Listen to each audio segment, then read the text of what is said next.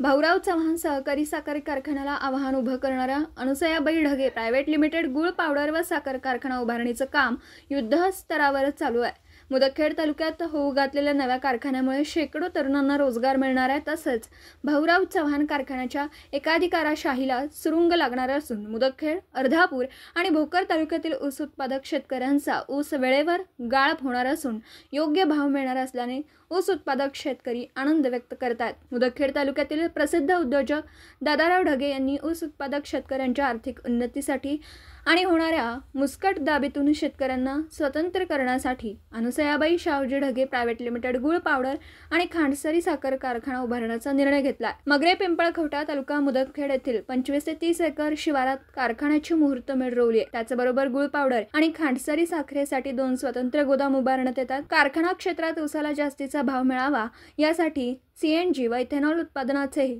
Unit उभं करण्यात येणार आहे। मुदखेड व अर्धापूर तालुक्यात ऊसाचं क्षेत्र मोठ्या प्रमाणात आहे, परंतु गेल्या अनेक वर्षांपासून ऊस वेळेत जात नसल्याने आणि ऊसाला योग्य भाव मिळत नसल्याने ऊस उत्पादक शेतकरी मोठ्या विवंचनेत अडकला। परंतु चालू वर्षी लातूर जिल्ह्यातील साखर कारखान्यांनी ऊस गाळप केल्याने ऊस उत्पादक शेतकऱ्यांना मोठा दिलासा मिळाला। ऊस उत्पादक शेतकऱ्यांची गळचेपी लक्षात घेऊन 100 कोटी रुपयांचा खासगी कारखाना उभारण्याचा धाडसी निर्णय उद्योजक दादाराव ढगे यांनी घेतल्याने साखर उद्योगातील एकाधिकारशाही उद्ध्वस्त होणार आहे। चालू वर्षाच्या हंगामात नव्या कारखान्यातून ऊसाचं गाळप केलं जाणार असल्याची माहिती मुख्य प्रवर्तक दादाराव ढगे यांनी दिली आहे। तालुका दिवसभरातील घडामोडींचा आढावा घेण्यासाठी पाहत रहा N24 मराठी न्यूज चॅनल।